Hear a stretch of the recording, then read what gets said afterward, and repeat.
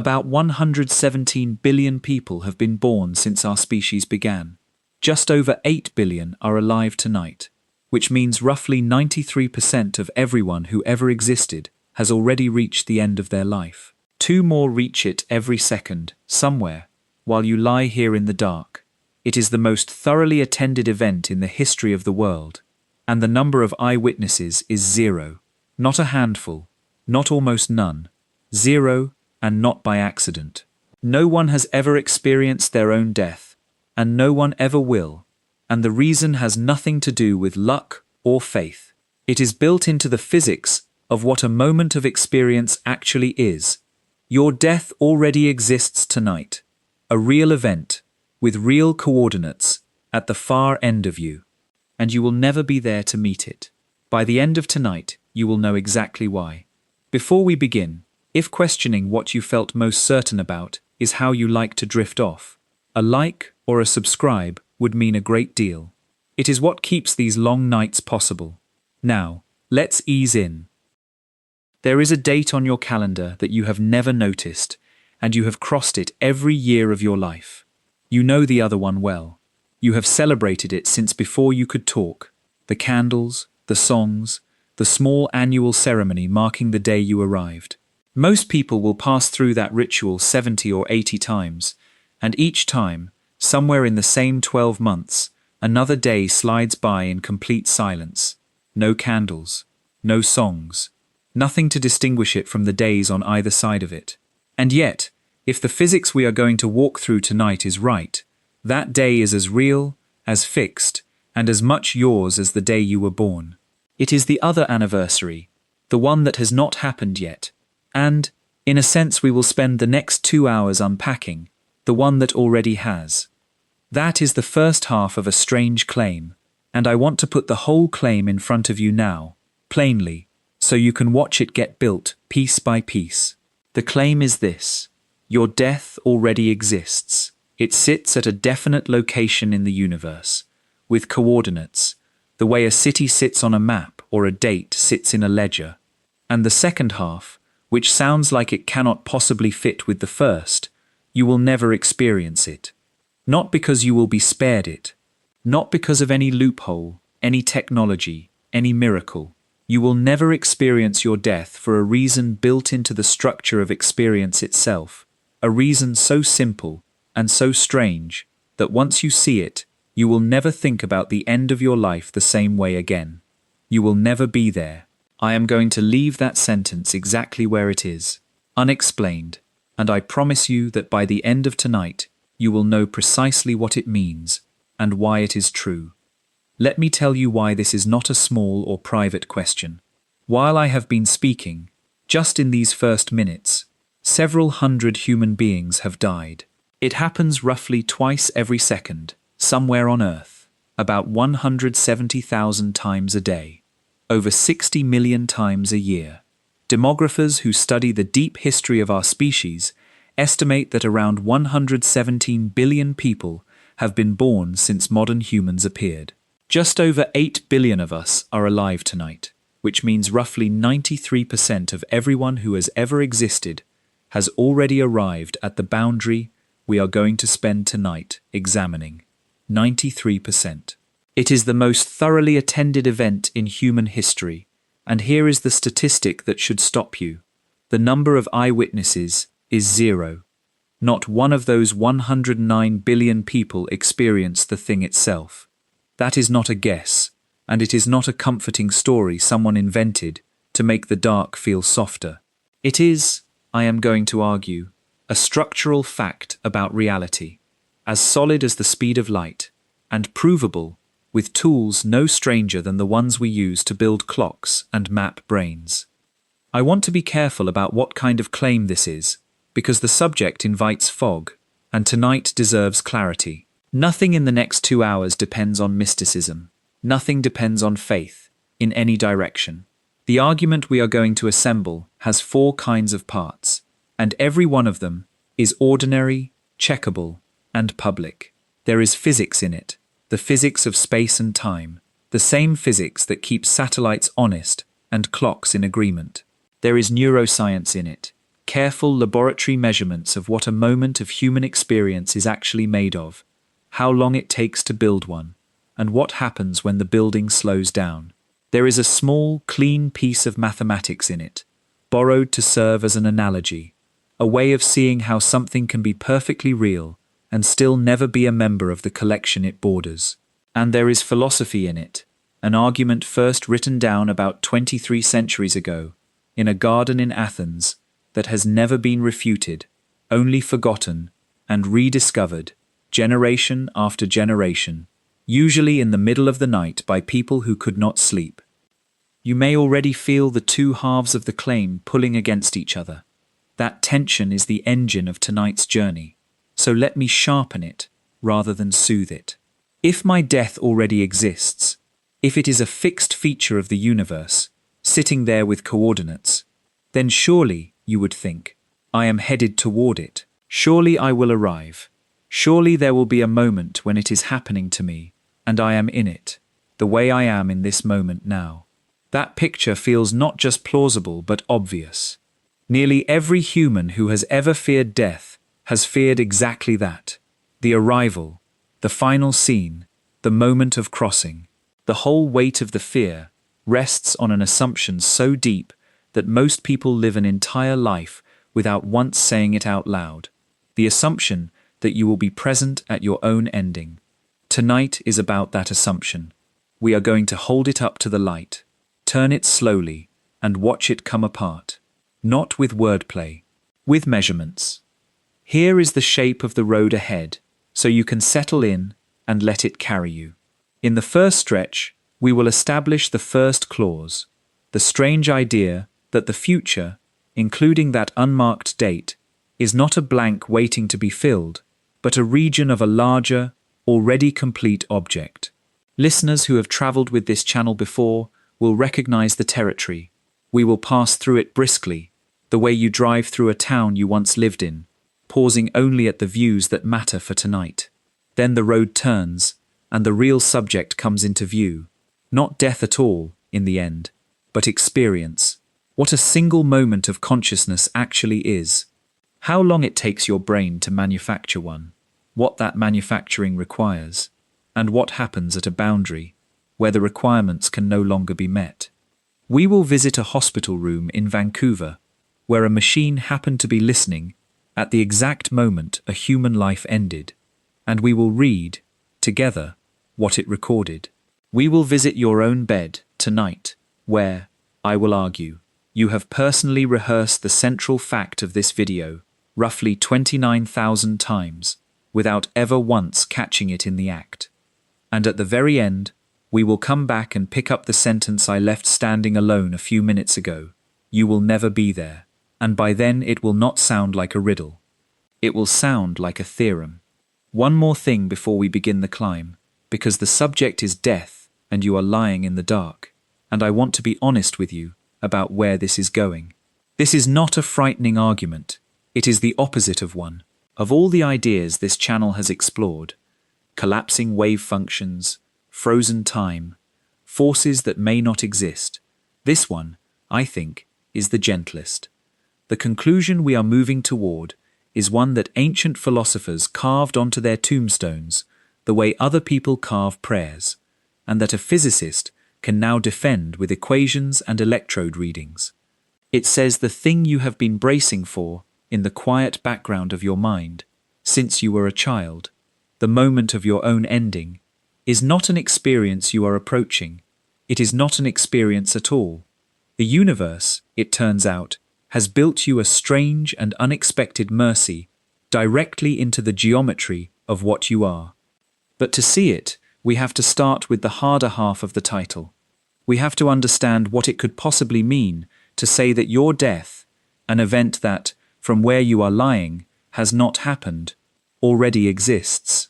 For that, we need to revisit the deepest thing physics has learned about time itself. Because the reason that unmarked date already has coordinates is not poetry. It is a consequence of the same discovery that broke the idea of now, and it is where our story begins. The idea that your death already exists sounds like it belongs to fortune tellers, but it comes from the most thoroughly tested theory in the history of science. If you have spent other nights with this channel, you have walked this ground before. The fall of the universal now, the fusing of space and time. So tonight, we will move through it the way you move through a town you once lived in, quickly, familiarly, stopping only at the corners that matter for where we are going. And if this is your first night here, do not worry. The whole story fits in a few minutes, and you only need one piece of it. The piece is this. The word now does not mean what you think it means. In your head, right now names a single, universe-wide moment, a thin slice of reality that everyone and everything shares. You in your bed, a ship in the Pacific, a cloud of gas 600 light-years away. All of it, you assume, is happening together in the same present. That assumption feels less like a belief than like the background of all beliefs. And in 1905, a 26-year-old patent clerk showed it cannot be true. Albert Einstein discovered that two observers moving relative to one another must disagree about which distant events are happening now. Not because their clocks are broken, and not because light takes time to bring them the news. The disagreement survives after every signal delay has been carefully subtracted out. It is a disagreement about reality itself, and its size grows with distance and with speed. Someone walking across your bedroom disagrees with you about what is happening right now in a galaxy across the universe. And both of you are correct, because there is no universal now for either of you to be wrong about. Long-time listeners will remember just how large that disagreement becomes over cosmic distances. At the range of a neighboring galaxy, the ordinary act of standing up and crossing a room is enough to swing your now by entire days. Nothing about the other galaxy changed. Only your motion did. A present moment that can be dragged around by a walking pace is not a feature of the universe. It is a bookkeeping choice. Sit with what that does to the future.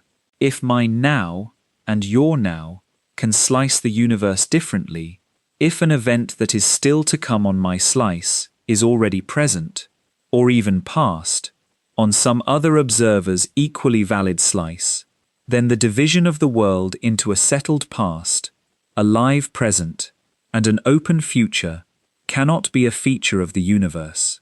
It can only be a feature of a point of view. And physics learned, slowly and reluctantly, to say the quiet conclusion out loud. If no moment is objectively special, then no moment is objectively gone, and none is objectively waiting. All of them simply exist. Your birth, this night, and yes, that unmarked date, all of it sits together in a single four-dimensional whole. Physicists call this picture the block universe, and the homelier image is the one to fall asleep holding. The loaf is already baked. What you call the present is not the oven. It is a knife position. Every slice of the loaf, every moment, exists whether or not anything is currently slicing there. The mathematics behind this picture arrived 3 years after Einstein's paper, from his old teacher. In 1908, Hermann Minkowski stood up in Cologne and announced that space by itself and time by itself were finished as fundamental ideas, and that only a union of the two would survive. In Minkowski's universe, everything that happens is an event, and every event is located by 4 numbers, 3 to say where, 1 to say when. 4 coordinates, the way a city is fixed by latitude and longitude. And here is the shift that matters for tonight, the one I want you to actually feel. In this picture, an event is not something that happens, it is something that is. The word happens smuggles in a moving present that the physics does not contain. A thing with coordinates does not approach you, and it does not recede from you. It just sits at its address. There is a lovely accident of history buried here too. 1908, the very same year, is when the philosopher John McTaggart published his famous argument that the flowing present cannot be made logically coherent at all. Philosophy and physics, in the same 12 months, closing in on the same fugitive from opposite sides. Now bring it home, gently, to the subject of tonight. Somewhere in the block, Somewhere in that four-dimensional whole, there is an event where your world line ends. We will look hard at what a world line is in the next part. For now, it is enough to say that this event has its four numbers like any other. A where, a when. From the perspective of this slice, the one where you are lying in bed listening, those numbers describe a date that has not yet been reached. But the block does not have a highlighted slice. The universe, taken whole, does not sort its events into already and not yet. Those words describe where your knife is, not what exists. And so the event of your death does not sit in some thinner, mistier category of reality than the event of your birth. Both are locations. Both are fixed. Neither is coming toward you, for the same reason that Paris is not coming toward you. Things with coordinates do not travel. What you feel as its approach is something your own mind builds, and what that feeling is actually made of will turn out to be one of the deepest questions of the night, because the answer to it is where the mercy hides. I owe you one piece of honesty before we go further, because this channel does not build arguments on one interpretation and hope. There are serious physicists and philosophers who resist the block. Some defend presentism, the view that only the present moment is real, that the future is genuinely nothing, not even a fixed nothing. Others hold intermediate views. These positions have real costs. To save a universal present, they generally must add structure that relativity itself refuses to certify, a preferred slicing of the universe that no measurement has ever detected. But suppose one of them is right. Suppose the future does not exist in any sense, and the block is a beautiful mistake. Here is what I want you to notice, and hold on to for the rest of the night. The argument we are building barely flinches. The first clause of our title would soften. Your death already exists. Would relax into, your death is a fixed and determinate fact about your future. A schedule rather than a place. But the second clause, the strange one, the one I promise to prove, you will never experience it, does not depend on the block at all. It will stand on the structure of experience itself, and it would stand in any universe that contains brains like yours. The block makes the story sharper and stranger. It is not the load-bearing wall. Remember that when the vertigo comes, because it means the comfort at the end of tonight is not hostage to a debate among metaphysicians. And one more reassurance while we are being careful. None of this means relativity made everything subjective. Observers disagree about slices, but they agree, perfectly and always, about the events themselves, and about the deeper quantities the theory holds invariant. The lesson of relativity was never that reality is a matter of opinion. It is that reality is a four-dimensional thing, and opinions are ways of cutting it. So here is where we stand, after one stretch of road. Physics, take it at full strength or at half strength, has turned your death from a pending sentence into a fixed address. That is the first clause of the title, and notice what it has quietly done to the question of the night. If your death is an address, then the fear of death is the fear of arriving somewhere, and the whole remaining mystery, the entire second half of that title, is packed into one innocent-looking question. What could it possibly mean to arrive? To answer it, we need to stop looking at the block from the outside and find you inside it. Not the you of this instant, the whole of you, because in a universe made of events, a human life is not a point that moves, it is a shape, and the shape of you is longer, stranger, and more beautiful than almost anyone ever hears. That shape is where we go next. You are not a point. That is the first thing to unlearn. When you picture yourself in the universe, you picture a small three-dimensional body at a single moment, a dot on the map of things, here, now, tonight. But we just agreed the universe does not have a highlighted now, and that means the honest portrait of you cannot be a snapshot. In a world made of events, a human being is the complete collection of their events, every moment of a body's existence, from its first to its last, taken together as one four-dimensional object. Physicists call this object a world line, the continuous path a thing traces through space-time. Your world line began at an event roughly whenever your body did, and it ends at the event we have been circling all night. In between, it is not a biography written in past tense and future tense. It is a single, unbroken, existing shape. You are the line, all of it, at once, the way a river is the whole river, and not just the water passing one bridge. Now let me show you what that shape actually looks like, because almost nobody ever hears this.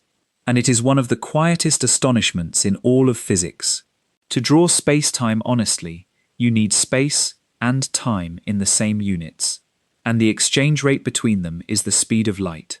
1 year of time converts to 1 light year of extent along the time direction.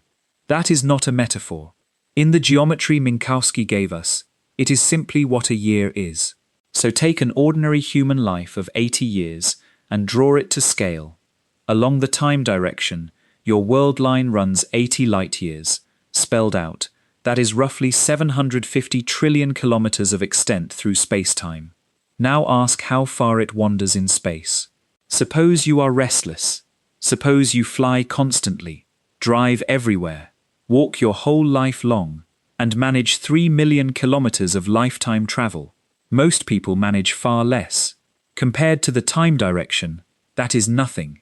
Even if you are generous and count motion you never chose, the Earth carrying you around the Sun at 940 million kilometers a year, some 75 billion kilometers of orbital travel across those same 80 years, the shape barely notices. Set side by side, the temporal extent of your life is roughly 10,000 times longer than its spatial wander. Draw a line 10 meters long to represent your journey through time, and your journey through space, at the same scale, is a wobble of about 1 millimeter. Hold that image, because it changes what you are. A human life, drawn to scale, is very nearly a perfectly straight line pointed into the future. You think of yourself as a creature of places, a body that sits in rooms and moves down roads. But geometrically, space is barely involved in you. You are a creature of time. Almost everything you are made of, in the four-dimensional sense, is duration. 2.5 billion seconds of it in a long life. 3 billion heartbeats threaded along the filament like knots in a cord. The rooms and the roads are the millimeter. The 80 light years are the point.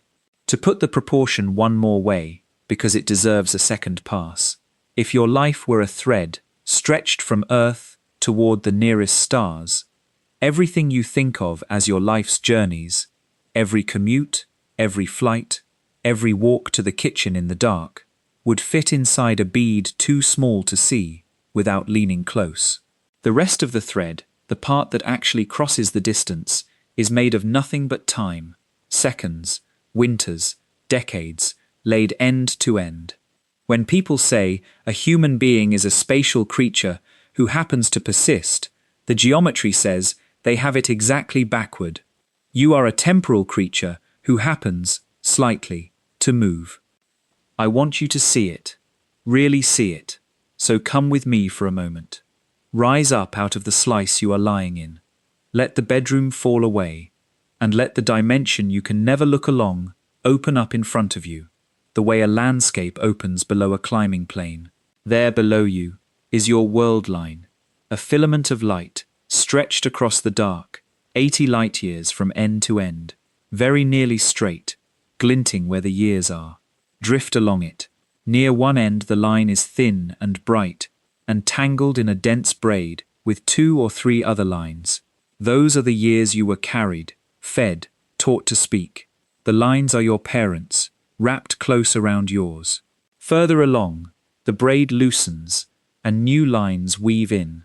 Friendships, loves, a child's line perhaps, emerging alongside and running parallel with yours for decades of light years. There are stretches where your line runs smooth and alone, and stretches where it is so interlaced with another that from a distance the two look like one strand. This is what your life looks like from outside time, not a story being told, but a finished sculpture in light. Every ordinary Tuesday of it present, every summer morning, still exactly where it always was. And notice, as you drift, what you feel about the far end ahead. From up here, nothing is moving. Nothing is being approached. The line does not creep toward its endpoint the way a fuse burns toward a charge. It simply extends so far, and then extends no further. The way a sculpture ends at its surface, the way a song ends at its last bar, without the last bar chasing anyone. Both ends, notice. We will need this later, so look carefully at the near end too, the beginning. Your world line has two boundaries, and they are geometrically identical. A first event and a last event. Two places where the filament simply starts and simply stops. Yet you have spent your whole life feeling only one of them. No one lies in bed at 2 in the morning, dreading their birth. No one grieves the ages that ran on without them before they began. Two edges, one terror. Keep that asymmetry in your pocket. An ancient poet is going to hand us the key to it in a little while. There is an old feeling that this picture stirs up, and I want to name it honestly rather than talk you out of it. For most of human history, maps had edges. Cartographers drew the world as far as anyone had sailed, and where knowledge ended, the parchment simply stopped, and people filled the space beyond the drawn edge with monsters, with waterfalls at the rim of the sea, with warnings. There survives a small copper globe from around 1510, the Hunt-Lennox globe, on which the unknown waters off Asia carry 3 Latin words that became the emblem of every unmapped edge since. Hic sunt dracones. Here are dragons. Nobody had seen a dragon there. That was precisely the point. The dragons lived in the one place no report could come back from. The edge of the map was the most frightening place in the world, precisely because no one had ever been there. Seen from outside, your world line's far end looks exactly like that, the place where your parchment stops. The edge of the map. Every fear you have ever had about death is, in one way or another, a fear of that edge, of reaching it, of going over it, of what is drawn beyond it. I am not going to wave that fear away. I am going to do something better. Over the rest of tonight, we are going to walk all the way up to that edge, with our instruments and our 23 centuries of careful thinking, and we are going to discover what the edge of the map actually is. I will tell you now, it is not what the monsters suggest. But the discovery has to be earned, so let it wait. Because first there is a question we cannot dodge any longer. The question this entire part has been quietly sharpening. If the feeling of moving along the line is not in the geometry, where is it? The physics of the block is clear about what it does not contain. No flowing present, no advancing edge of realization, no fuse burning along your world line. And yet here you are, inside the line somewhere, and it certainly does not feel like a finished sculpture. It feels like motion. Moments arrive, one after another. Tonight became this minute, and this minute is already becoming the next. That felt arrival, the thing your whole sense of approaching death is built from, has to be made of something. And physics has an answer, one we have visited before on other nights. The feeling of passage is manufactured by processes inside the line. Memory accumulating in one direction. Entropy increasing along the filament. A brain, at each point of the world line, holding a fresh snapshot of the stretch just behind it, and none of the stretch ahead, so that every point along the line feels, locally, like a moving frontier. The feeling of approach is real as a feeling, but it is generated by the machinery of experience, which means everything we fear about arriving at the far edge depends entirely on what that machinery is and what it can actually do. So the next question of the night is no longer about the map, or the line, or the block. It is about the machine that makes moments.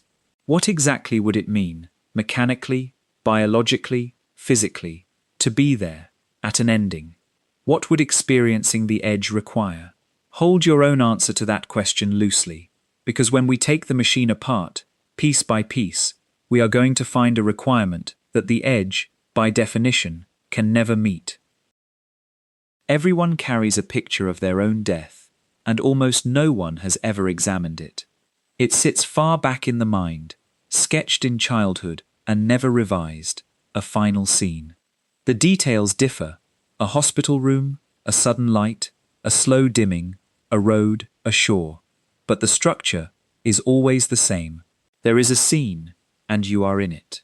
You are present, watching, feeling, understanding, perhaps afraid, perhaps at peace, and then the curtain comes down on you.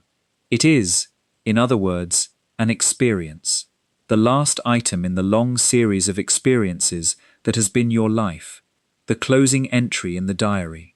The fear of death, for most people, is precisely the fear of that entry, of what it will contain, of how it will feel to be the one it is happening to. Tonight I want to take that picture down from the wall, hold it in good light, and ask a question almost too simple to sound serious. What would it actually take for that scene to occur? Think about what any scene requires. A scene is not a fact, it is a witnessing. For there to be a scene, there must be a viewer, and the viewer must be doing something, receiving, assembling, registering, feeling. Every one of those verbs unfolds in time. To watch a curtain fall is to track it, to hold where it was a moment ago and compare it with where it is now. To feel an ending as an ending, you would need to notice a boundary between the before and the after. And noticing is a process, a thing your mind does across some stretch of duration, however small. Here is the sentence I want to hang tonight's whole argument on, so let me say it slowly. Every experience needs time remaining in which to be an experience. Not much, perhaps, but never none. An experience with no duration left to happen in is not a brief experience. It is not an experience at all, the way a journey of zero distance is not a short trip, and a word with no letters is not a quiet word. Now set that requirement next to the picture of the final scene, and watch the picture begin to wobble. The final scene is supposed to be the experience of the ending, the one entry in the diary that records the diary stopping. But an experience of the ending would have to occur somewhere, across some little stretch of your world line. Which stretch? If there is still line left while the scene plays, still time remaining, still a functioning witness doing the witnessing, then whatever is being witnessed, it is not the ending, because the ending has not happened. You are still there, still experiencing, still alive, by the only definition that matters from the inside. The scene is one more scene of living. But if there is no line left, if we are truly at the boundary, the last point, the edge itself, then the machinery that witnessing requires has nothing left to run in, and no scene can play at all. Slide the moment of witnessing as close to the edge as you like. The dilemma does not soften, it sharpens.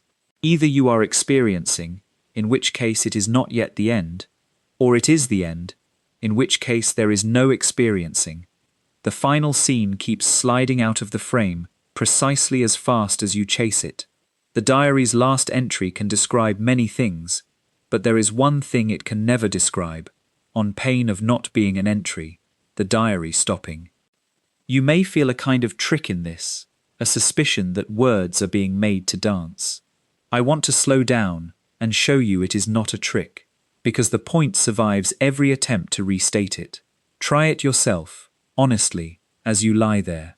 Try to imagine experiencing the end of experience, not the lead-up, not the fading, not the hospital room or the light, but the ending itself, the transition from there being something it is like to be you to there being nothing at all.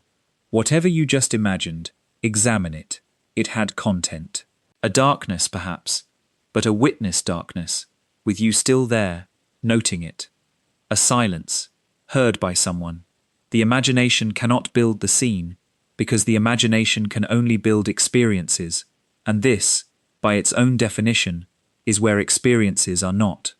You have run into a wall that is not a wall of squeamishness or failed nerve. It is structural, like trying to picture a square circle, or like something else, something ordinary and bodily that you have literally never noticed in your entire life.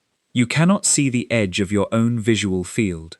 Right now, eyes open in the dark or closed, your seeing extends so far and no further, and yet nowhere in your vision is there a boundary line, a place where sight visibly stops. Vision simply runs out, without ever containing its own running out. Hold that image. It is about to become the signature of the whole night. Part of what keeps the false picture in place, I think, is grammar. Language hands you the phrase, my death, shaped exactly like my wedding or my graduation, a possession, an appointment, a thing on your schedule that you will attend. Every story you have ever been told reinforces it. In films, the camera stays with the dying character to the end, and the audience experiences a final scene on their behalf. So we all grow up having watched hundreds of deaths from a front row seat that, in reality, does not exist.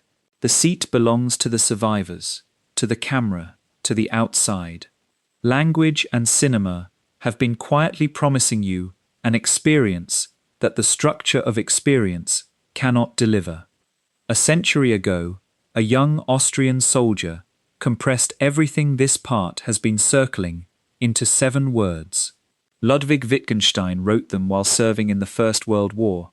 He carried the manuscript of his only book through the trenches, through artillery observation posts, and finally into an Italian prisoner of war camp, a philosopher writing about logic and death while surrounded, daily, by the second one. The book became the Tractatus Logico-Philosophicus, and deep in its final pages, at proposition 6.4311, he set down this: death is not an event in life. We do not live to experience death. Said quickly, it sounds like denial, like a man refusing to look at the thing everyone must look at. Said slowly, with everything we have built tonight behind it, it starts to sound like something else entirely, not a consolation, but a classification. Birthdays are events in life. Partings are events in life. Even dying, the illness, the fading, the last afternoon light on a wall, all of that, Wittgenstein would say, belongs to life, happens inside it, is witnessed. But death itself, the boundary, is not one of the diary's entries. It is the edge of the page. And Wittgenstein reached for the very image we just found for ourselves. Our life has no end, he wrote, in just the way our visual field has no limit. For now, let his 7 words hang there as a riddle, because a riddle is what they are, until the machinery behind them is on the table. That is where we are headed. But not directly, because as I said those words, death is not an event in life.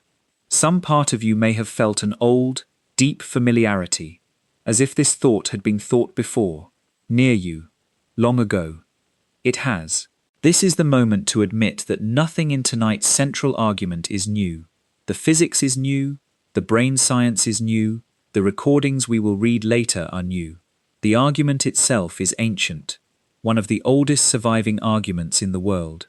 It was first written down about 23 centuries ago, a few years' walk from the Parthenon, by a man who bought a garden outside the walls of Athens and taught his students, under the fig trees, that the fear of death rests on a single logical mistake. His version of tonight's claim fits in one sentence, and it crossed 2 millennia to reach your bedroom by the thinnest thread imaginable. One book, copied by one biographer, surviving in a handful of manuscripts, while the philosopher's 300 other scrolls burned or crumbled. In the next part, we go to the garden, and I should warn you, in the gentlest way, of everything we will touch tonight. This is the part most likely to stay with you at 4 in the morning, because no one, in 2300 years, has ever managed to answer him. Come to Athens, then, in the years around 300 BCE. It is evening, and you are standing in a garden just outside the city walls. This is not a metaphorical garden. It was a real plot of ground with fig trees and vegetable beds. bought for 80 minae by a philosopher named Epicurus, who chose to teach here rather than in the marble porches of the city, and who scandalized Athens by admitting women and slaves to his school on equal terms. The lamps are being lit. There is bread, cheese, watered wine. The school is famous, unfairly, for luxury. But the truth is that Epicurus taught that a pot of cheese was a feast if you were not afraid. And fear, he believed, was the great disease of human life. Above all, the one fear underneath the others, the fear of death, which he had concluded was based not on bad luck or bad gods, but on a logical mistake. Stand here in the lamplight and listen, because he is dictating a letter to a student named Menoetius. A short letter, a few pages, meant as a summary any person could carry, and in the middle of it, he sets down one sentence that will outlive the marble city entirely. Death, he says, is nothing to us, for while we exist, death is not present. And when death is present, we do not exist. Where death is, you are not. Where you are, death is not. The two of you are never in the same room. Hold still for a moment, and let the sentence do its work, because it is easy to hear it as cleverness and miss that it is aimed directly at the picture we took down from the wall in the last part. The front row seat at your own ending, the final scene, the witnessed curtain. Epicurus is saying the seat is empty. Not empty because you will be too weak to attend, or too sedated, or too afraid. Empty by construction. The event and the witness are defined so that they cannot coincide. For you to witness it, you must exist, and for it to be death, you must not. He is not promising that death will be painless, or that dying will be easy. He distinguished those with care, and so must we. He is saying something colder and stranger, and once it lands, more comforting than any promise. The moment you have been bracing for, the being there of your own ending, is not a hard thing that will happen to you. It is a thing that cannot happen to you. The seat is empty. It has always been empty. Every seat at every deathbed in history, on the inside, was empty. And I will say the sentence once more, because this is the one to fall asleep on if you drift here. Where death is, you are not. It is fair to ask whether the man believed his own medicine when it mattered, and the record happens to answer. Epicurus died at 72, of what the ancient sources describe as a blockage of the urinary tract from stones, one of the more painful ways the ancient world offered. On the final day, by the account preserved with his will, he climbed into a bronze bath of warm water, asked for a cup of unmixed wine, and dictated one last letter to a friend. In it, he wrote that this was a blessedly happy day, that the pains in his body could go no further, and yet set against them stood the joy in his heart at the memory of their conversations and discoveries. Then he reminded his friend to look after a student's children, and stopped. Notice what he did not say. He did not claim dying was pleasant. He called the pain what it was, and his philosophy never pretended the approach to the boundary could not hurt. Dying belongs to life, and life contains pain. His serenity was aimed at something narrower and more precise. The boundary itself, the thing beyond the pain, held no terror for him, because he had spent 50 years certain that no one would be there to meet it.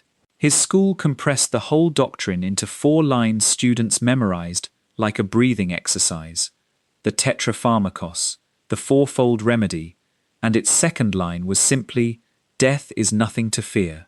He tested that line under the worst conditions available, and it held. Now consider the journey that sentence made to reach your bedroom, because it very nearly did not. Epicurus wrote, by ancient report, around 300 books.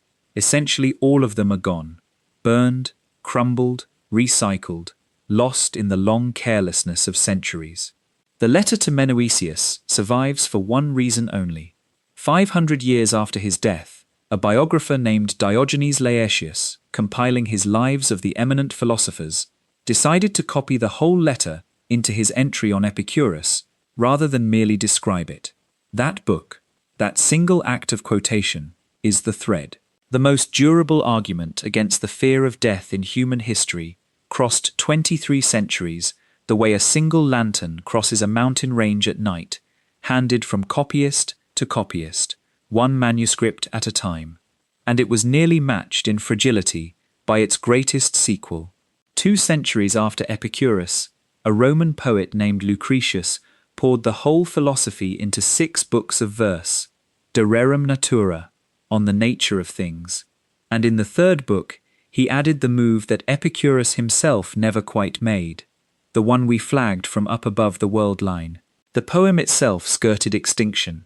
It went dark for most of 1,000 years and survived, so far as the modern world is concerned, in scarcely more than a couple of early manuscripts, until a book hunter named Poggio Bracciolini, prowling the library of a German monastery in 1417, found a copy and set it moving again.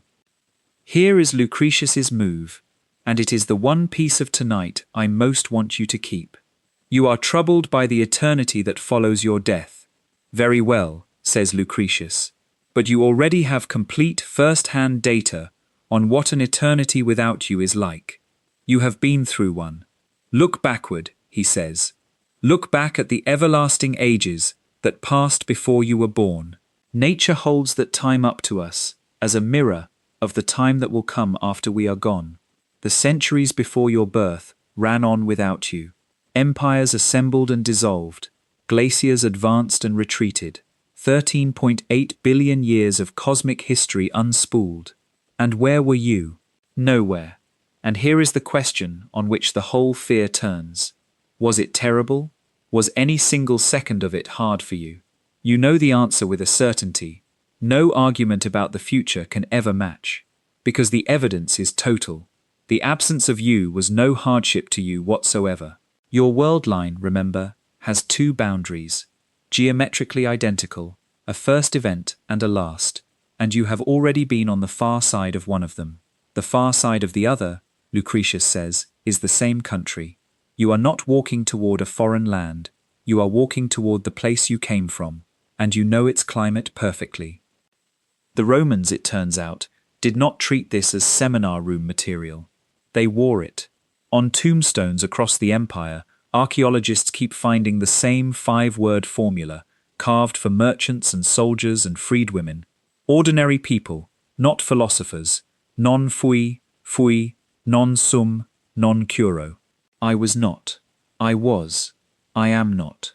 I do not care. Some inscriptions abbreviate it to 7 letters, the way we abbreviate our commonest phrases. It was that familiar, a creed compact enough for a stonecutter's afternoon. Seneca, tutor to an emperor, put the mirror argument with a lawyer's bluntness. Would you not call a man a fool for weeping that he had not been alive 1,000 years ago? Then he is an equal fool who weeps that he will not be alive 1,000 years from now. And the argument keeps being rediscovered by people who never read a word of any of them. Mark Twain arrived at it on his own and put it in American. I had been dead for billions and billions of years before I was born, he said, and had not suffered the slightest inconvenience from it. 23 centuries, and the same thought keeps surfacing in every language, always with the same slightly amazed tone, the tone of someone who expected, on looking directly at the worst thing, to find a monster, and found instead a mirror showing an empty, painless, already visited country. And yet, if the argument were complete, tonight's video would end here, and it does not, because there is a gap in it, and the honest thing is to name it. Epicurus tells you the meeting can never occur. Where death is, you are not. But a determined skeptic can still ask, why not a boundary experience? Why couldn't there be a last, thin sliver of witnessing that catches the ending as it happens? A final flicker that is both experience and end. Epicurus asserts the two cannot coincide. He does not show the machinery that forbids it. He could not have.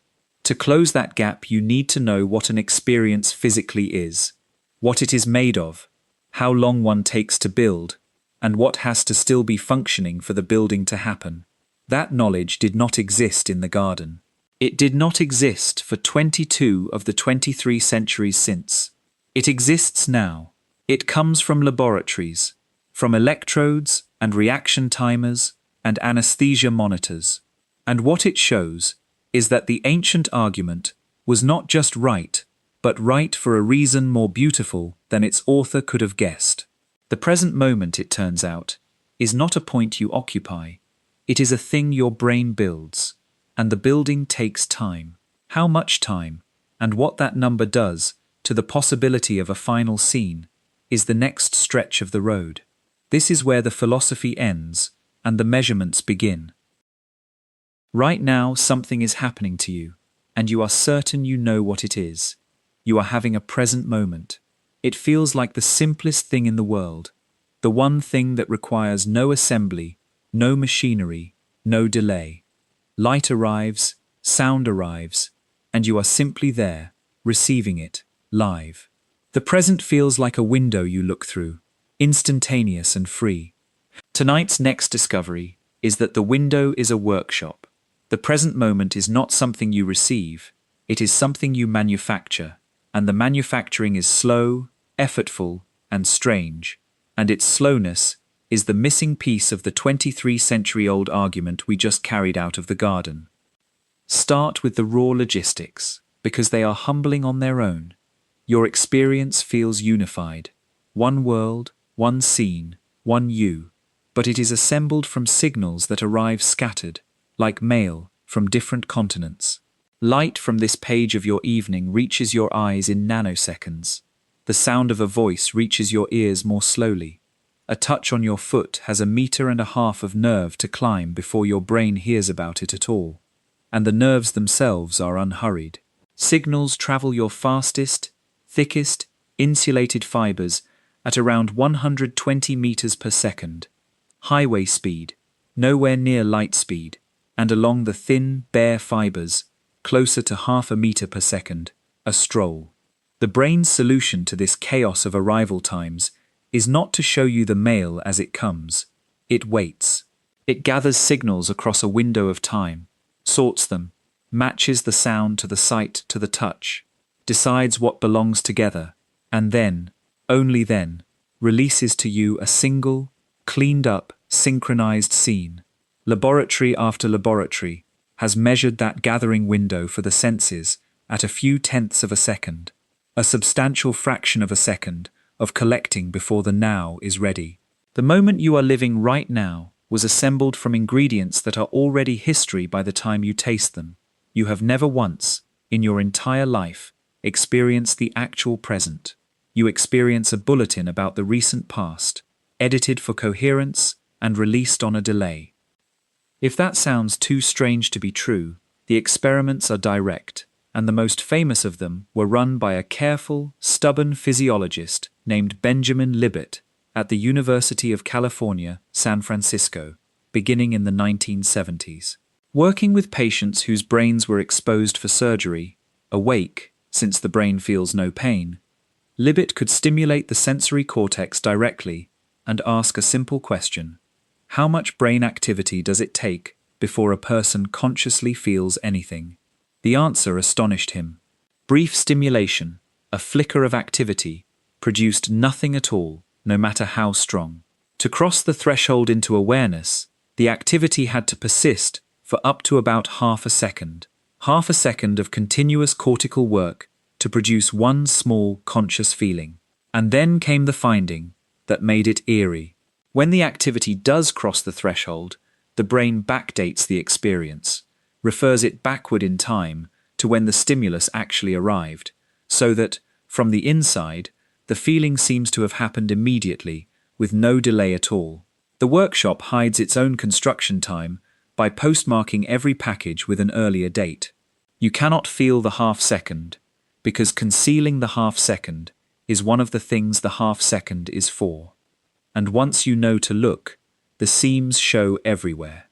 Psychologists have a name for the strangest class of these effects: post-diction, the brain revising what you experience now based on what happens next.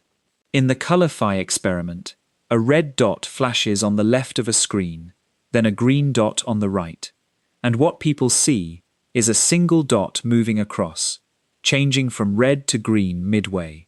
Think about what that means.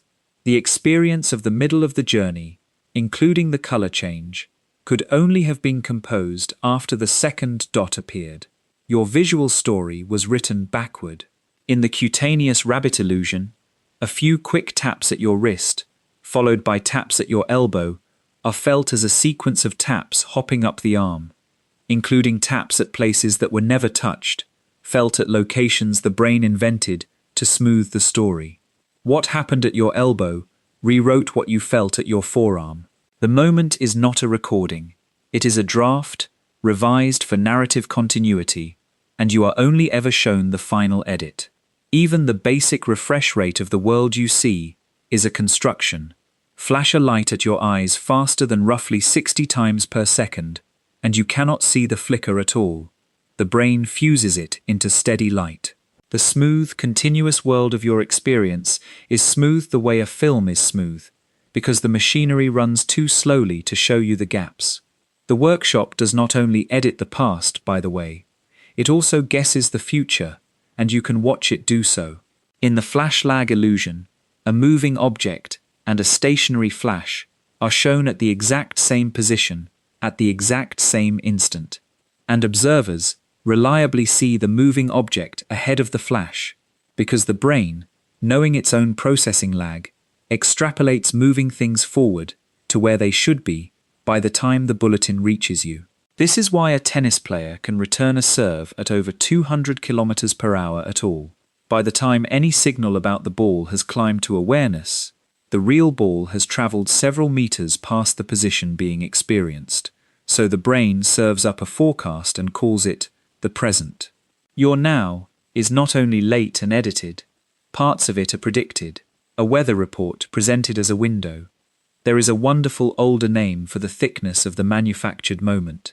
William James, back in 1890, called it the specious present, the few seconds of just now that feel present, even though they are technically past. And listeners who were here for our night on the vanishing now will remember how strange that thickness already made things. Tonight, it has one specific job. Underneath the specious present, the machinery has a rhythm. Across the brain, assemblies of neurons synchronize their firing in the gamma band, around 40 cycles per second, 25 milliseconds per cycle. And this synchronization is widely implicated in binding, the process that welds scattered signals into one experience. One conscious moment takes many such cycles, coordinated across regions, plus the slow mail of the nerves, plus the gathering window, plus the threshold crossing Liebet measured. Stack the numbers, and the conclusion assembles itself. A moment of experience has a minimum runtime, conservatively, a few tenths of a second of functioning, integrating, oscillating brain. Even your fastest deliberate response to the world, a sprinter leaving the blocks at the gun, takes about 2/10 of a second, and sprinters who move sooner are disqualified for anticipating, because the machinery of hearing and responding simply cannot run faster. Nothing about awareness happens in an instant. There are no instantaneous experiences. For the same reason, there are no single-frame films. The thing is, by its nature, extended, or it is nothing. And this is not a limitation that better biology could someday engineer away, some sluggishness of neurons that a faster creature might escape. It is closer to a definition. An experience is an integration, a holding together of this signal with that one, of the sound's beginning with the sound's end, of what was just felt with what is being felt. Integration is a relation across time. A single durationless point contains nothing to integrate. However fast you build the machine, the moment it produces must have width, because width is what a moment is. I want to pause on how strange this is on its own terms before we use it, because it deserves a moment of plain wonder. The most intimate thing you possess, the feeling of now, the very platform on which your whole life seems to play out, is a manufactured object with a production lag, a hidden postmark, and a revision history. The present is a small artifact, built continuously by 100 billion cells, and delivered to you late, complete, seamless, with all the scaffolding removed. You have been living your entire life about half a second behind the world, inside an edited film of it. And it is a beautiful film, and the editing is so good that until tonight you may never have suspected there was an editor at all. This is not a defect. It is among the most sophisticated things the known universe does.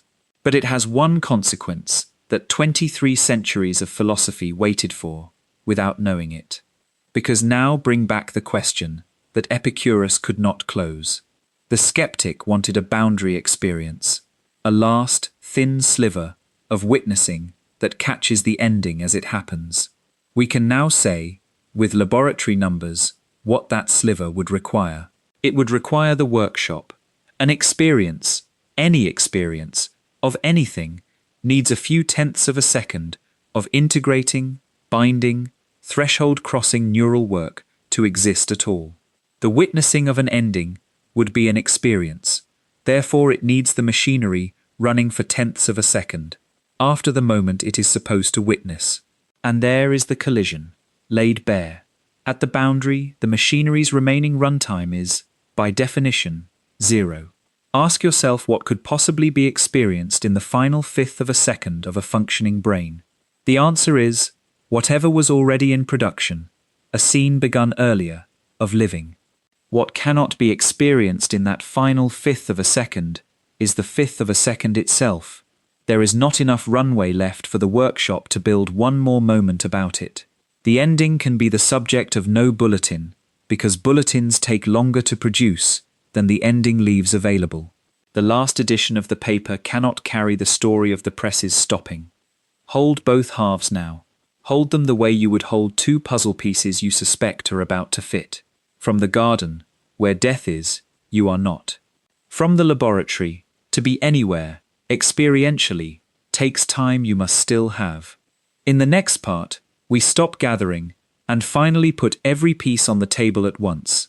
The block, the line, the empty seat, the slow workshop, and watch the whole argument click shut. If tonight has a summit, we are one switchback below it. Let us stop climbing for a few minutes and look at what we are carrying. We have gathered pieces from 4 different centuries and 3 different sciences, and it is time to lay them out on the table, side by side, and watch what they do when they touch. This is the summit of tonight's argument, not its final destination, but the place where the whole shape becomes visible at once. So I will go slowly and simply and in order. Piece 1, from the physics. Your death is a real feature of the universe, the far boundary of your world line, an event with coordinates, fixed in the block like every other event.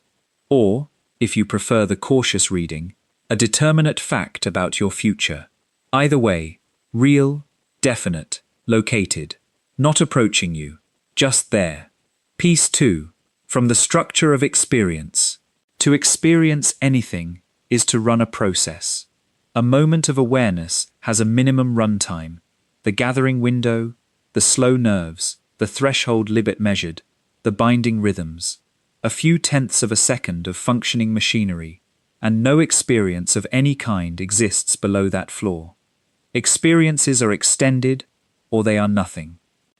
Piece 3, from the geometry of boundaries. At the boundary event itself, the machinery's remaining runtime is 0. That is not a medical observation. It is what the word boundary means. On the near side of it, some process is still running. At it, and beyond it, none is. Now watch. For the ending to be experienced, there would need to be an experience whose content is the ending, a witnessing that occurs and completes, with the ending inside it. But every experience needs tenths of a second of running machinery, and every tenth of a second that the machinery runs is a tenth of a second on the near side, a tenth of a second of being alive. The witnessing can never catch up to the thing it is supposed to witness, because the act of witnessing is itself more life, and the ending, by definition, is where life's processes are not. Push the last experience as late as you like, whatever it contains. Fading light, warmth, a memory, a feeling of letting go. It is an experience of living, produced by a living brain, and the boundary remains beyond it, uncontained, unexperienced. The conclusion is not that you will miss your death by carelessness, or mercy, or sedation. The conclusion is that the phrase experiencing your death describes nothing, like the largest number or the edge of the visual field. It is a set of words with the shape of a thing and no thing inside. This, for anyone, ever, in principle. The most attended event in human history has an eyewitness count of 0, and now you know why it always will. Test the theorem against the hardest case, because it is natural to wonder whether suddenness breaks it. What about a death with no dying, an explosion, a lightning strike, an instant obliteration, with no fading approach at all? Surely there, at least, the ending arrives inside a moment of full, bright awareness. Walk it through, with the workshop's numbers in hand. Destruction faster than the machinery's runtime means the interruption falls inside the assembly process. The last experience to be completed was assembled from signals gathered before the event, which means it was an experience of ordinary life. The road, the conversation, the summer air. The event itself arrived faster than any bulletin about it could be produced, so it appears in no bulletin. A person who dies truly instantly does not experience a flash, or a bang, or even a flicker of surprise. The flash and the bang take tenths of a second to become experiences, and those tenths were never available. From the inside, there is simply an experience of living, and no subsequent experience. Nothing was cut off mid-scream, because the scream was never assembled. The suddenness that looks most brutal from outside is, on the inside, the gentlest case the theorem covers. Not even the approach was witnessed. And notice the general lesson hiding in the extreme case. In every death, sudden or slow, the last completed experience is an experience of being alive. It could never have been otherwise. The diary's final entry is always about the day, never about the diary. There is a piece of mathematics that holds this structure so cleanly that I want to give it to you, offered as an analogy, a picture to think with, not a proof about neurons. Consider all the numbers smaller than 1, 9/10, 99 hundredths, and so on, climbing forever. This collection has a boundary, and the boundary is perfectly definite. It is the number 1. Nothing fuzzy about it, nothing mystical. 1 exists, sits exactly where it sits, and fences the collection completely. And yet, here is the beautiful part. 1 is not a member of the collection. Every number in the collection is strictly less than 1. And more. Within the collection, there is no last number. Name any candidate, 99 hundredths, or a decimal point followed by 1,000 nines, and the collection contains numbers beyond it, closer to the boundary, forever. A perfectly real boundary, no final member, nothing missing. Nobody mourns the absent last number smaller than 1. Nothing is incomplete about the collection. That is simply the shape such a collection has. Now read the knight's argument through the picture. The moments of your conscious life are the collection. Your death is the boundary, real, definite, exactly located. And the phrase, your last conscious moment, at least as a moment that touches the boundary and contains it. The picture shows how there can simply be no such member, while the boundary remains as real as the number 1. If consciousness thins out continuously at its end, as anesthesia suggests it does, then the resemblance may be nearly exact, experiences reaching arbitrarily close to the edge, and the edge itself belonging to the universe, not to the experiences. Physics even has its own cousin of this picture, and it is worth 1 minute, flagged clearly as an analogy of structure and nothing more. When an object falls into a black hole, an observer watching from far away never sees it cross the horizon. The light from the falling object climbs out more and more slowly, stretched and dimmed, so the distant observer sees the object slow, redden, fade, approaching the boundary forever, with no final frame. The crossing is real, General relativity is unambiguous that the object passes the horizon and continues. But the crossing appears in no one's record from outside. A real boundary, no last visible moment, the event itself absent from every account that observers can assemble. The universe, it seems, has a habit of drawing edges that are real without being recordable, and your world line's far end is, in its own way, the most intimate instance of the habit. Now I know what a careful listener may be feeling at this exact point, because the argument, at its cleanest, can produce a small chill alongside the relief. If no experience contains the ending, does that mean the lights just go out mid-sentence? That the last thing is simply unfinished? Hold that feeling. Do not resolve it yet. Part of the answer belongs to the science of what dying brains actually do, and we have recordings, which we will read together soon. Part of it belongs to the very end of tonight, where the last piece of the title is waiting. What I will say now is only this. Notice that whatever the truth turns out to feel like from inside, we have already proven it cannot feel like an ending. Nothing can. That is not evasion. That is the theorem. The only remaining question is what the near side is actually like, out at its farthest reaches, and whether the strange, thinning territory just short of the boundary is dark, or frightening, or something else entirely. But before we go to the recordings, there is a test of tonight's argument available much closer to home, so close that you are, at this very moment, lying in the laboratory. Everything we have established says that the closing down of consciousness cannot be experienced, that the boundary of awareness is invisible from inside for structural reasons, that there is no felt moment of crossing. If that is true, it should be true not only of the final boundary, but of every boundary of consciousness, including one you have crossed roughly 29,000 times. You crossed it last night. You will cross it within the hour, perhaps within minutes, and I am prepared to bet everything tonight has built that in 29,000 crossings, you have never once been there when it happened. Let me show you. Here is a question you have never been asked. What was it like, the moment you fell asleep last night? Not the drowsiness before it. Everyone knows the heaviness of the eyes, the thoughts starting to slide. Not the waking after it either, the moment itself, the crossing, the instant wakefulness ended. What did it feel like? Search your memory honestly. Reach back through last night, and then further. Any night, any nap, any long car ride of your childhood, any of the roughly 29,000 times you have fallen asleep across a long life. You are looking for a single remembered instance of the boundary, one caught crossing, one experienced click of the switch. And what you will find, every single time, is nothing. You were awake, and then it was morning.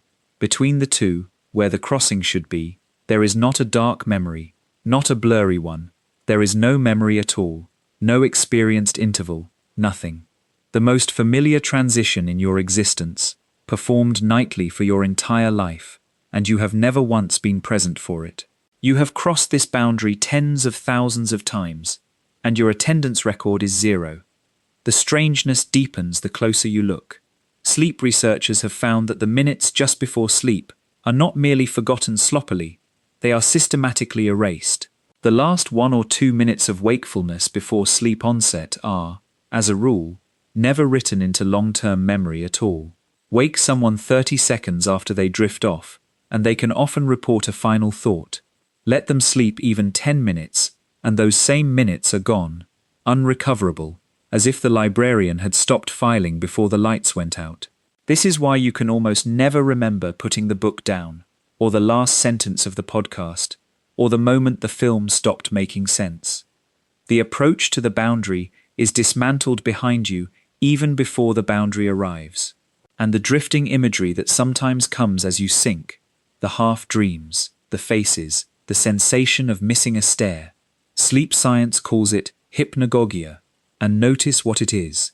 Experience still being produced on the near side. The workshop, winding down, keeps issuing its bulletins as long as it runs at all. What it never issues, what it cannot issue, is a bulletin announcing its own stopping. You get images until there are no images. You never get the image of the images ending. The boundary is so slippery, in fact, that you routinely cross it without knowing you were anywhere near it. Sleep science has a name, microsleeps, for the lapses of 1 to several seconds that a tired brain takes without permission. The eyes may stay open, the hands stay on the wheel, and consciousness simply drops out and returns, leaving no seam the person can feel. Drivers who drift onto rumble strips at 3 in the morning almost never report falling asleep. They report the rumble strip arriving out of nowhere, because the lapse itself left no experiential edge on either side. Researchers can see microsleeps plainly on an EEG, theta waves washing over the trace, while the subject insists, sincerely, that they were awake the whole time. Think about what that means for tonight's argument. The boundary of consciousness is so completely invisible from the inside that people cross it twice, out and back, while actively trying to attend to the world, and cannot detect that anything happened at all. The witness does not merely miss the crossing. The witness cannot even establish, from within, that there was one. If sleep seems too soft a test, too gradual, too gentle, then medicine has run the sharp version of the experiment several 100 million times, and the result is identical. General anesthesia is the most abrupt, most controlled shutdown of consciousness we know how to produce. A propofol induction takes roughly 30 seconds to carry a fully alert adult into profound unconsciousness, about as close to a switch as biology allows. Anesthesiologists sometimes ask patients to count backward from 100, and the counting stops, typically somewhere in the 90s. And here is the finding that matters for tonight. The patients never experience stopping. Ask anyone who has been under, and they will tell you the same eerie thing. 99, 98, 97, and a voice is saying it's all done, and hours have vanished, and the sentence they were in the middle of thinking simply resumes, like a film spliced by someone who cut out a reel and taped the ends together. No darkness was experienced, no interval, no boundary, in either direction, not going under, not coming back. Deep under anesthesia, the monitors show something remarkable. The brain falls into a pattern called burst suppression, where the cortex goes electrically silent for seconds at a stretch, activity flickering only in brief bursts between the silences. Whole seconds of nothing, repeated over and over, and in the entire history of surgery, no patient has ever reported one of those silences. Gaps in consciousness leave no experiential trace whatsoever. From the inside, there are no gaps, there are only splices. The film always seems continuous, because the only one watching it is the film. And now say out loud why this must be so, because after tonight's climb, you already know. Registering a boundary requires the machinery. Experiencing the loss of consciousness would mean running the process of experience at precisely the moment the process is no longer running. The instrument that would have to record the crossing is the very thing the crossing switches off. It is not that you keep missing the moment through inattention, as if with enough discipline, tonight, you might finally catch it. People have tried, for as long as people have noticed the puzzle, and the failure is perfect and universal. The moment is structurally unattendable. The boundary of awareness cannot appear within awareness for exactly the reason the edge of the visual field cannot appear within vision. It is not one of the things in the field. It is where the field stops. You have been living with a perfect, miniature model of tonight's entire theorem tucked inside your daily routine. The way the boundary is real, the way the approach is experienced and even sweet, the way the crossing itself belongs to no one. And it has been running, faithfully, every night since before you could speak. So let the demonstration happen.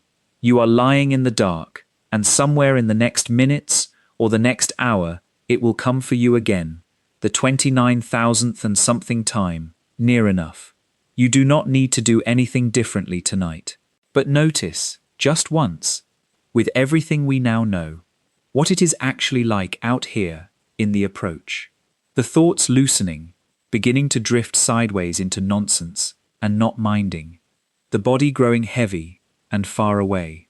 The voice you are listening to, this one, starting to arrive in pieces, present, then less present. Words going by without their meanings attached. Every bit of that is experience. The workshop still open, the near side still issuing its last unhurried bulletins, and none of them frightening, and none of them final feeling, because finality is not a feeling the machinery can make. And then, nothing that you will ever know about, no crossing, no click, no dark. Somewhere out beyond your last drifting image, the boundary will be crossed without witnesses, exactly as it always is, exactly as every boundary of consciousness is always crossed. And the very next thing, from the inside, the immediately next thing, with nothing whatsoever in between, will be morning. It is, when you stand back from it, among the most intimate facts a person can learn about themselves. You have never in your life experienced becoming unconscious, and you never will. Tonight is a rehearsal, in the most precise sense, the same theorem, the same geometry, the same empty seat at the crossing, with one difference only. This boundary hands you back. Sleep, if it takes you now, takes you with the argument complete. The rest of tonight is for those still floating, because a hard and honest question remains, and it deserves an answer built from data rather than reassurance. Sleep and anesthesia are boundaries the brain crosses intact, engines idling, ready to restart. The final boundary is different. The machinery itself is failing as it approaches. What are those last bulletins actually like, when the workshop is not pausing but closing? For nearly all of human history, that question was permanently out of reach, the near side's farthest territory, unreported by anyone. Then, one evening in a hospital in Vancouver, by pure accident, a machine happened to be listening at exactly the right moment. What it recorded has been read by researchers all over the world, and we are going to read it next. The reason we have almost no data about the last minutes of a human mind is not squeamishness. It is that you cannot plan the experiment. To record a brain across the boundary, you would need a person already wired to a machine, already being monitored continuously, at the unpredictable moment their life ended, and no ethics board on Earth would ever approve arranging such a thing. So for the whole history of neuroscience, the farthest reaches of the near side stayed unmapped, not by choice, but by circumstance. And then, in 2016, in a hospital in Vancouver, the circumstance happened by itself. Come into the room. It is an ordinary hospital room, and the ordinariness is the thing to notice. The hum of the ventilation, the muted rectangle of a window, the smell of clean linen. An 87-year-old man is here. He fell some time ago, and the fall injured his brain, and afterward the seizures started. So his doctors have wired him for continuous electroencephalography, a mesh of electrodes across the scalp, cables gathered behind his head, a machine beside the bed, patiently drawing the small mountain ranges of his brain's electrical life, hour after hour, looking for the signature of the next seizure. It has been drawing them all day. Now, in the middle of that ordinary vigil, his heart goes into arrest. The team responds. The outcome is not in doubt for long.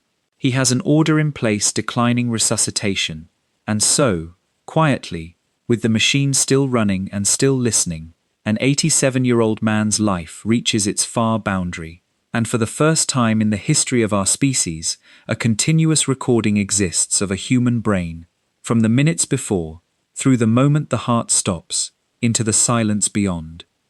It took 6 years for the world to read that trace carefully. The recording was analyzed by a team, including the neurosurgeon Ajmal Zemar, and published in February of 2022 in the journal Frontiers in Aging Neuroscience. Here is what it shows.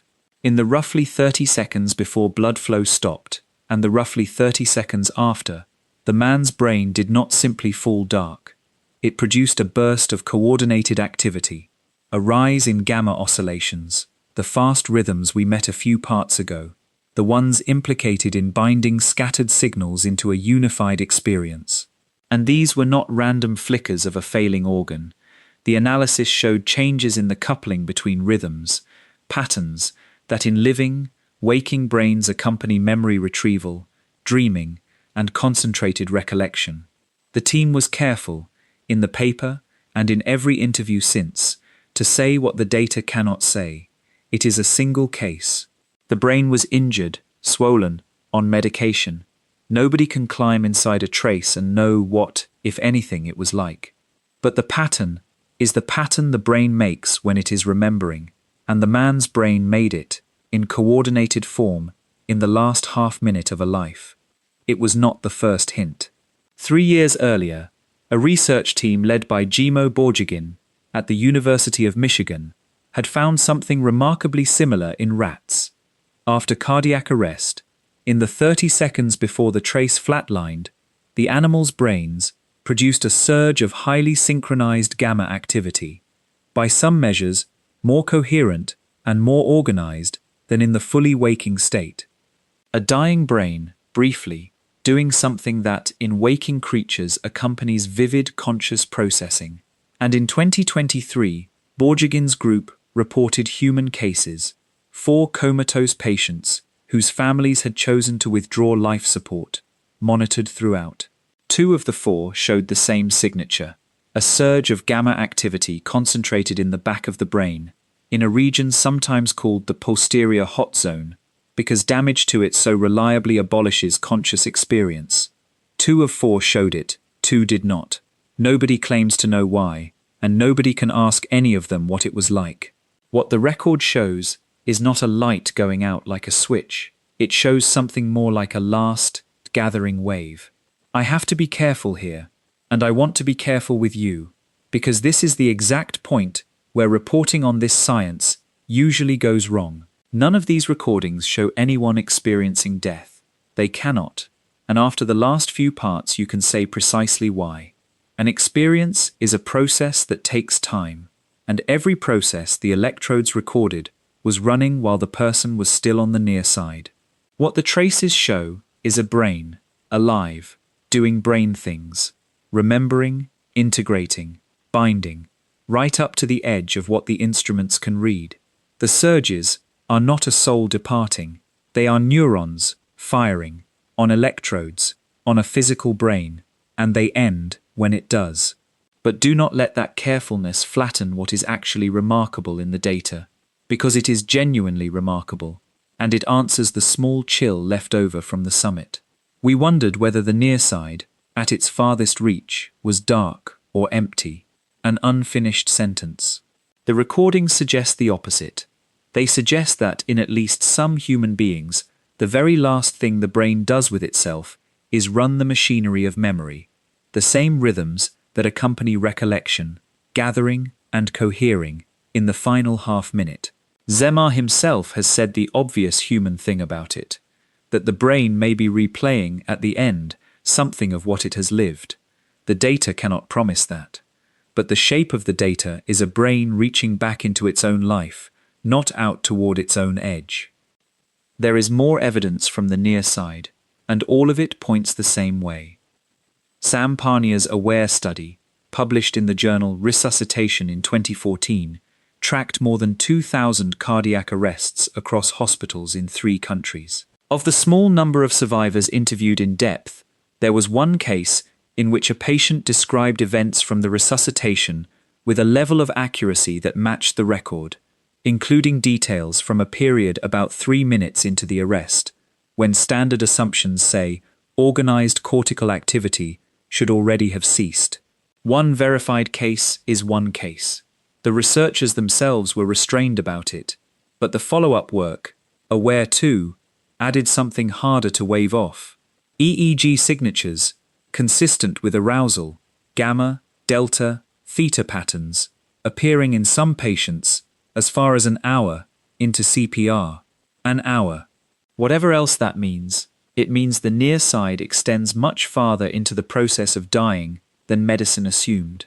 and that a brain being compressed back into circulation can, sometimes, still be a brain doing something. The same lesson comes from a different direction entirely, from what the mind does with time when it believes the end is arriving. In the 1970s, the psychiatrists Russell Noyes and Roy Cletty collected accounts from survivors of falls, crashes, and near drownings, and found that more than 70% described the same distortion: the world slowing down, thoughts running faster and clearer, seconds stretching into what felt like minutes of unhurried consideration. For a long time, this was taken as evidence that the brain in extremity somehow speeds up. Then, in 2007, the neuroscientist David Eagleman ran the honest test. He dropped volunteers backward from about 31 meters into a net, a genuinely terrifying free fall of a few seconds, wearing a device on the wrist that flickered numbers just slightly too fast for normal perception. If time really slowed in perception, they would be able to read it. Not one of them could. What they could do, afterward, was report that the fall had felt much longer than it was. The stretching was not in the experiencing, it was in the remembering. Under threat, the brain lays down memory at a far denser rate, and richly recorded time reads, in retrospect, as long time, which is the same discovery we made in the workshop, wearing different clothes. The felt past is manufactured after the fact. It is worth sitting for a moment with how strange that result is on its own. The most common report in the world about the seconds before a believed death, the universal testimony that time dilates, that a fall takes forever, that there was room in those seconds for whole conversations with oneself, turns out to describe something that was not happening while it was happening. Nobody was lying. Nobody misremembered carelessly. The experience of those seconds, at the time, ran at the ordinary rate. The length was added afterward, in the writing down. Which means that even our most vivid folk knowledge about the approach to death is a memory artifact. A story about the near side, composed on the near side, after the fact. And then there is the phenomenon that resists every tidy story, and it belongs here because honesty requires it. Terminal lucidity, the documented, repeatedly observed return of clear speech and recognition, sometimes for minutes, sometimes for a day, in patients whose minds had been dismantled by advanced dementia, by tumors, by strokes. People who had not spoken coherently in months or years, sitting up and knowing their children's names, hours or days before dying. It was named and catalogued in the modern literature by Michael Nahm, working from 2009 onward with the psychiatrist Bruce Grayson, who assembled historical and contemporary cases. Nobody has explained it. In some cases, the structural damage is so severe that no simple neurochemical story fits at all. Set it beside everything else in this part, and it makes the same point in the strongest possible form. The shutting down of a human mind is not a smooth dimming toward zero. It is uneven, surprising, sometimes luminous at the very end, and every bit of it, without exception, is life. Every trace, every surge, every impossible last conversation, every stretched second of a fall, near side, all of it, all the way to the edge of what any instrument can read, which leaves exactly one thing still standing between us and the end of the argument.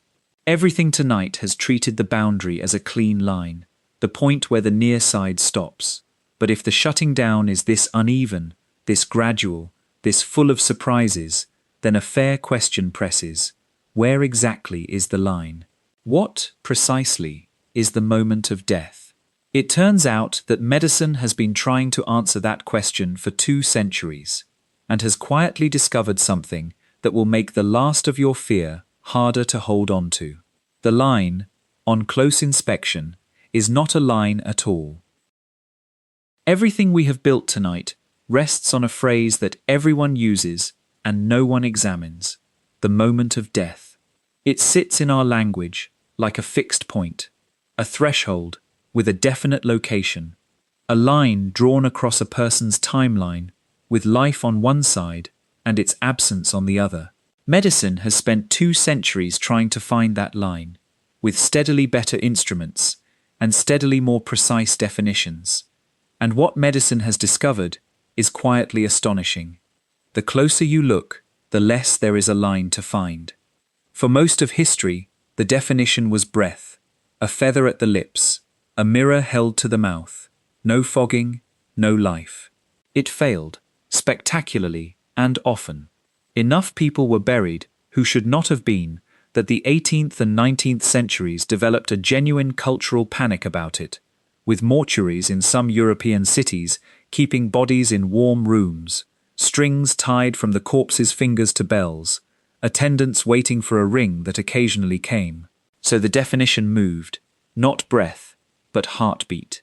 That held until we learned to restart hearts, and then it collapsed too. Because a criterion you can reverse with a defibrillator and a pair of hands is not a boundary of existence. It is a description of a machine that has stopped and might not have to stay stopped. Then came ventilators, and with them a new and awful ambiguity. Bodies whose hearts beat and whose lungs filled, in whose brains nothing whatever was happening. So in 1968, an ad hoc committee at Harvard Medical School convened and defined a new boundary: brain death, irreversible coma, no reflexes, no spontaneous breathing. The line we now use, the one written into the law of most countries, is 58 years old. It was drawn by a committee. It was drawn, in significant part, to answer practical questions raised by transplant surgery and by families waiting beside machines. That is not a scandal. It is how careful institutions handle genuine vagueness. But it should tell you something about the sharp line you have been dreading, that the sharp line has an authorship and a date. The counterexamples keep coming, and they are extraordinary. In 1999, a Swedish medical student named Anna Bagenholm fell while skiing in northern Norway and became trapped, head down, beneath a layer of ice in a mountain stream. She was under for around 80 minutes. Her heart stopped. Her core temperature fell to 13.7 degrees Celsius, roughly half of normal, colder than any human had ever been recorded and survived. By every classical criterion, she was dead. No breath, no pulse, no responsiveness, for well over an hour. Her rescuers warmed her blood outside her body and brought her back, and she recovered, and she went on to work as a physician in the very hospital that revived her. The case reshaped emergency medicine and left it with a maxim you can hear in trauma bays to this day: nobody is dead until warm and dead. Then there is the phenomenon named, with dark humor, after Lazarus. Dozens of documented cases in which circulation spontaneously returned minutes after resuscitation was abandoned and death had been declared.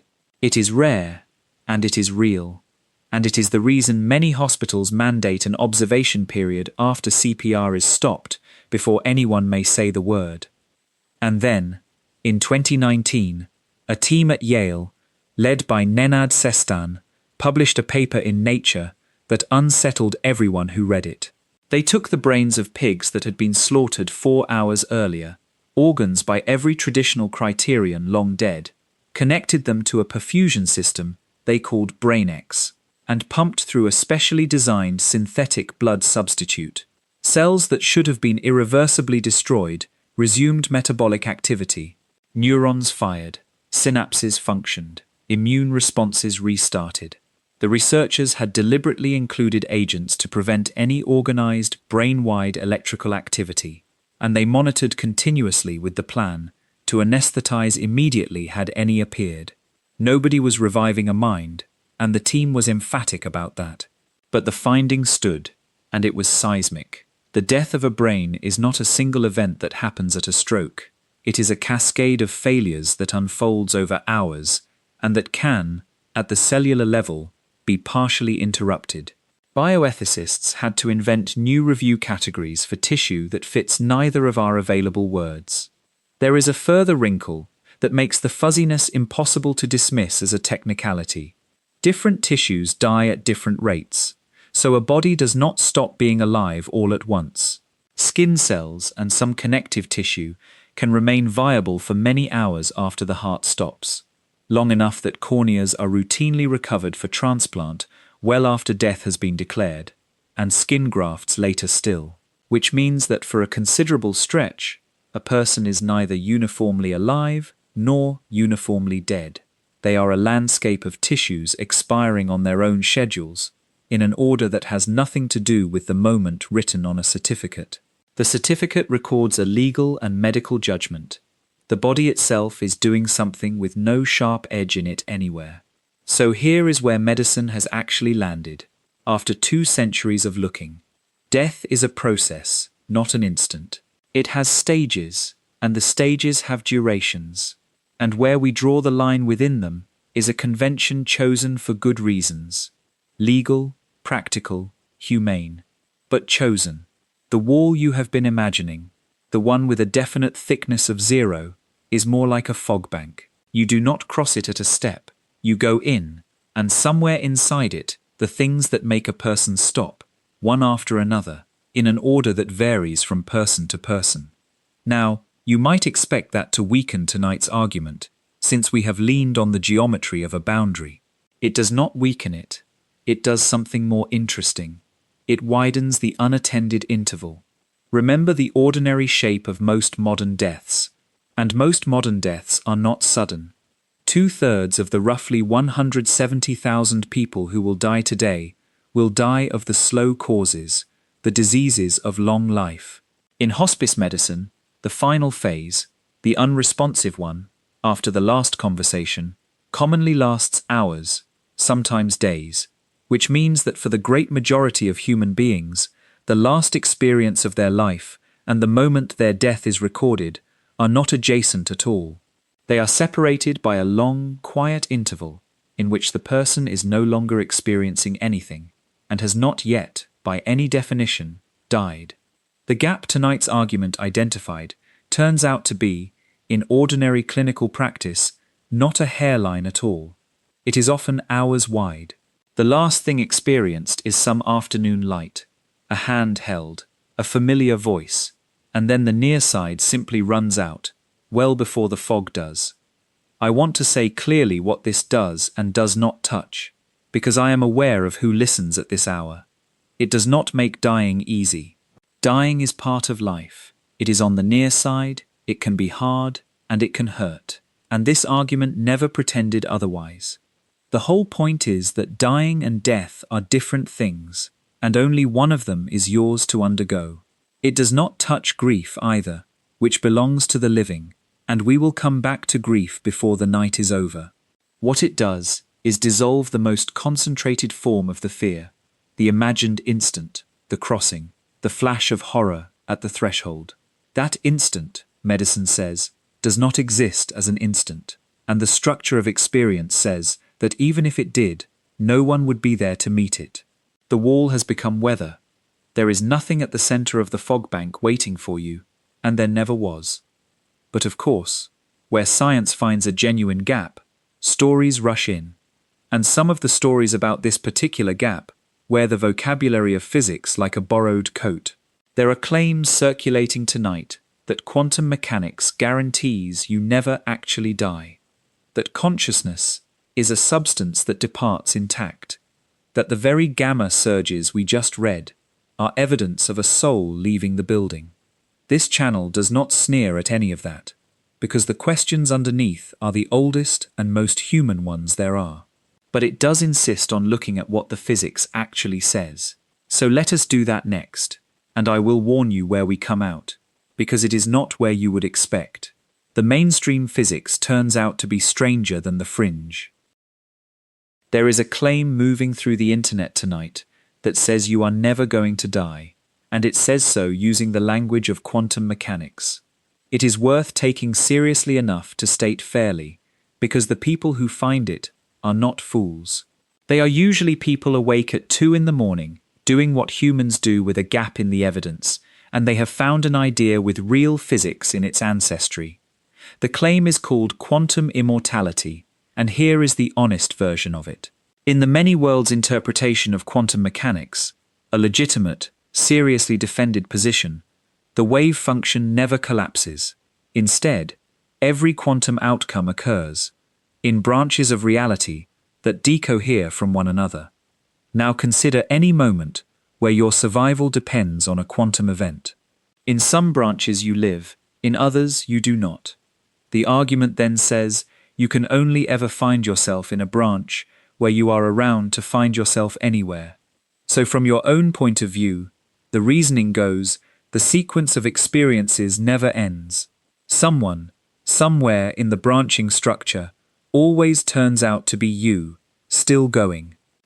The idea traces to a thought experiment published by the physicist Max Tegmark in 1998, the quantum suicide setup, a deliberately unperformable scenario devised to sharpen a genuine question whether many worlds could ever be distinguished, even in principle, from a collapse theory by a single observer. Tegmark's purpose was to illuminate what different interpretations imply. It was never presented as a doctrine of survival, and Tegmark himself has been consistent that the setup does not describe real dying. That last point is the first and deepest problem, and it comes straight out of everything we learned tonight. The thought experiment requires a death that is instantaneous and perfectly correlated with a single quantum event, a clean, all-or-nothing switch. Actual dying, as we have now seen at length, is nothing of the kind. It is a cascade over hours, a fog bank, a landscape of systems failing at different rates. There is no crisp quantum coin flip separating a healthy you from an absent you. There is a continuum of increasingly damaged, increasingly diminished states. Follow the branching logic into that reality, and it does not deliver immortality. It delivers, at best, a vanishingly small fraction of branches containing something that survives in ever more compromised condition, which is not a promise anyone should want. The second problem is that the claim is unfalsifiable, and by its own construction, any survivor's report is exactly what you would also expect from ordinary luck, so no observation can ever distinguish the two. The third is that it assumes personal identity smoothly follows the thread into branches of vanishing measure, and nothing in quantum theory licenses that assumption. The mathematics assigns those branches weights, and the weights are what the theory says our expectations should track. And underneath all of it, many worlds is an interpretation. It is a serious one, held by serious people, and it remains unproven, sitting alongside several competitors that make identical experimental predictions. There is a haunting footnote to this story. Hugh Everett III, the young physicist who formulated the relative state idea in 1957 that became many worlds, is reported by those close to him to have entertained a private version of this consolation. He left physics for defense analysis after his ideas were coolly received. He drank heavily, smoked heavily, and died of a heart attack at 51. By his instruction, his ashes were put out with the household trash. Whatever comfort the idea offered him, the biography is a reminder that a theory's elegance is not a shield. The second family of claims takes the recordings we read in Part 9 and turns them around. If the dying brain surges, the argument goes, that is consciousness detaching, the signal of something leaving. But look at what the measurement actually is. Those gamma rhythms were detected by electrodes on a scalp, generated by neurons metabolizing glucose and oxygen, and they ceased when the neurons did. A signal produced by a brain, recorded from a brain, ending with a brain, is the least likely candidate imaginable for evidence of something independent of brains. The finding is beautiful, and it is strange. It simply points inward rather than outward. And a related family, call it the quantum soul family, borrows heavier vocabulary: entanglement, information conservation, quantum processes in the fine structure of neurons. The physics words are real, the inference is not.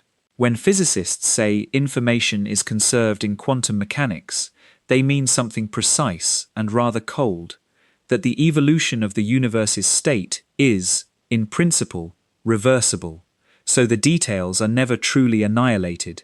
They are spread out into correlations with the environment until no possible measurement could ever gather them back. That is not the preservation of a person. It is the preservation of the fact that a person happened, encoded in scrambled correlations across a widening sphere of particles that will never be reassembled by anything.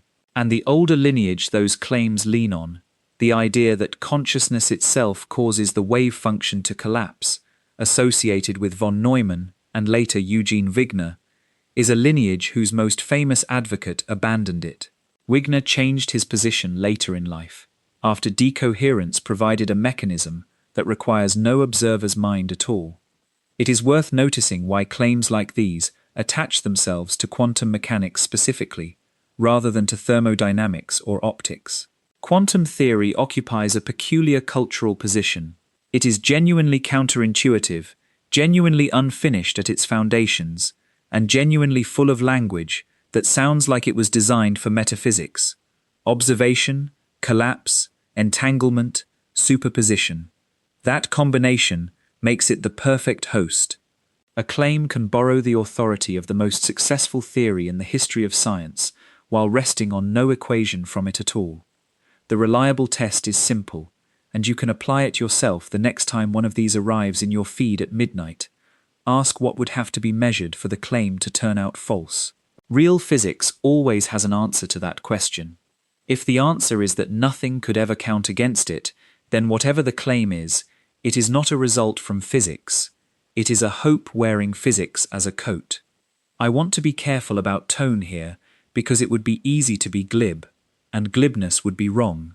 Surveys across many countries consistently find that roughly half of adults believe in some form of survival after death. This is not a fringe position held by a strange few. It is one of the most common convictions in the human species, and it sits close to people's grief. If that is where you are tonight, nothing in this part is aimed at you as a rebuke. And notice, too, that the most careful researchers in the near-death field, the ones actually doing the studies, are themselves consistently restrained in their scientific publications, reporting anomalies without claiming they demonstrate survival. The gap between that careful literature and its retelling online is where most of the confusion lives. But here is the turn I promised, and it is the reason this part exists at all. When you set the fringe claims beside the mainstream physics, something unexpected happens. Quantum immortality says you never experience dying, because you always survive somewhere. The quantum soul stories say you never experience dying, because you continue elsewhere in some other form. And the ordinary, unglamorous, laboratory-grounded picture we have spent tonight assembling says you never experience dying, because experience is a process that takes time, and the boundary contains no time in which to run it. Three utterly different pictures of reality. Not one of them, under any interpretation on the table, has you present at your own ending. The fringe theories had to invent extra worlds and extra substances to reach that conclusion. The mainstream got there with a stopwatch and a definition, and it got there without asking you to believe anything unproven. That is where the exotic stories stop being necessary, and it leaves one honest question standing, the only one still unanswered tonight. If nothing witnesses the ending, if the boundary is real and unattended and, in a sense, empty, then what exactly is it that ends? What does death actually subtract from the universe? The answer is more precise than you might expect, and it contains the last and best surprise of the night. Ask a physicist what death removes from the universe, and you will get an answer that sounds, at first, disappointingly technical, and then, if you sit with it, turns out to be the most consequential sentence of the night. Death does not remove any material from the world. Not one atom of you is subtracted. What ends is a process, a particular pattern of energy flow, maintained continuously against the tendency of everything to even out, that has been running without interruption since before you were born. You are, in the technical vocabulary, a dissipative structure, a pattern that exists, only while energy passes through it. The physical chemist Ilya Prigogine won the Nobel Prize in 1977 for the study of such things, and the everyday examples are all around you: a whirlpool in a draining sink, a candle flame, a hurricane. None of these is a substance. A flame is not a thing made of flame stuff. It is a shape that a continuous chemical reaction holds in place. Cut the fuel, and the flame does not go anywhere. It stops being a shape. And the throughput that holds your particular shape together is astonishingly modest. A resting adult human runs on roughly 100 watts. That is the whole difference, moment to moment, between a living body and a dead one. About 100 watts of ordered energy flowing in as food and oxygen, and degrading out as heat. The thing your entire existence depends on is a trickle of power you could measure with a household meter. Erwin Schrödinger, the same Schrödinger of the cat, saw this clearly in his 1944 book, What is Life, when he wrote that living matter survives by feeding on negative entropy, by continually paying, in energy, for the improbability of its own arrangement. That book sent a generation of physicists into biology. It also gave us the cleanest possible statement of what dying is. Dying is the moment the payments stop. Meanwhile, the material persists, entirely indifferent. Your body contains on the order of 10 to the 28th atoms, a number I cannot make you feel, so let me try it sideways. It is more atoms in you than there are stars in the visible universe, by a margin so large that the comparison is not close. Every one of those atoms is older than the Earth. The carbon was forged in stars that died before the solar system formed. The hydrogen dates to the first minutes of the universe. And every one of them will outlast you by spans that make a human life invisible. They were only ever visiting. On atomic timescales, a body is not a container, but a way station. Atoms arriving in food and air, residing for weeks or years, departing in breath and sweat and skin. You have already replaced most of yourself many times over, and were never troubled by it, because you were never the atoms. You were the pattern that borrows them. This pattern, not substance picture, has a philosophical cousin worth 1 minute, because it takes some of the remaining weight off the boundary. The philosopher Derek Parfit argued, at length, and with famous ingenuity, that personal identity is not the thing that actually matters to us, that what we care about, when we care about surviving, is psychological continuity and connectedness, memories linking to memories, intentions carried forward, a pattern maintaining itself. If that is right, then what you have been calling me was never a hard kernel sitting behind your eyes, unchanged since childhood. It was a pattern of continuity, replacing its own atoms, revising its own contents, holding a shape. Parfit found this liberating rather than bleak, and said so plainly when he stopped believing in a separate, further fact of identity. The walls of the glass tunnel he had been living in fell away, and death, his own ending of that pattern, mattered less. You do not have to agree with him. But notice how well it sits with the physics. Both are telling you that the thing you are is a shape in a flow, and that shapes are not the kind of thing that can be annihilated in the way a soul substance could be. There was never a kernel for the boundary to destroy. Even the information does not vanish, and this is where physics becomes almost tender. In quantum mechanics, the evolution of the universe is unitary, reversible in principle, which means the details of any physical arrangement are never truly annihilated. They are scrambled, spread out into correlations with the environment, dispersed among particles at the speed of light, until no possible measurement could ever gather them back. The universe does not delete, it only shuffles beyond retrieval. So the exact arrangement that was you does not become false, it becomes unreadable, and that is a different kind of ending than the one we were all taught to imagine. But here is where I have to be honest, because there is a version of this that would be a cheat. None of this means death is not a loss. The philosopher Thomas Nagel wrote a short, clear essay in 1970 that has troubled every complacent version of the Epicurean argument since, and its point is exactly right. Death can be bad for someone without ever being experienced by them.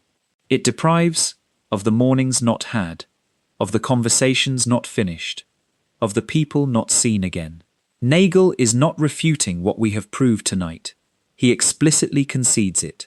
He is relocating it. The sting of death, he says, was never in the crossing. It was always in the subtraction. And the sting for those left behind is not a philosophical puzzle at all. It is the plain fact that someone they love is not here, and no argument about the structure of experience touches that, nor should it. Grief belongs to the living. It is the price of having had someone, and I would not want a physics that argued anyone out of it. So hold both hands open. The crossing is not a terror, and the loss is real.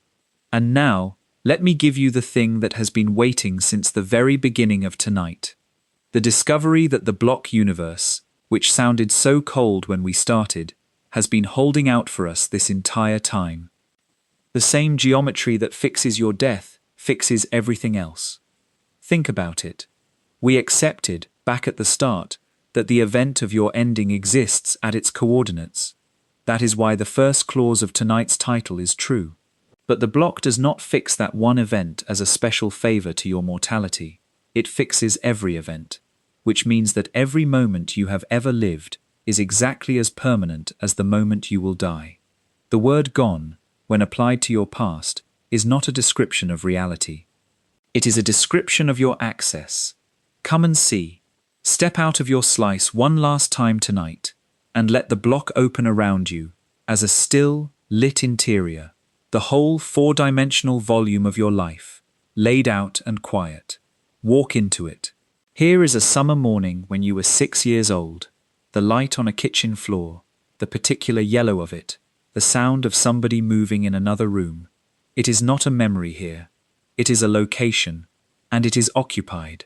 That morning is going on being that morning, permanently, at its address in the manifold, whether or not anyone is currently slicing there. A little further along, a night you were 19 and thought your life was over, and were wrong. Further, an ordinary Tuesday you never once thought about again, in which you were entirely, unremarkably alive. All of it still there, at its coordinates, complete. And walking here, in the interior of your own bounded region, you begin to feel what gone was actually doing all these years.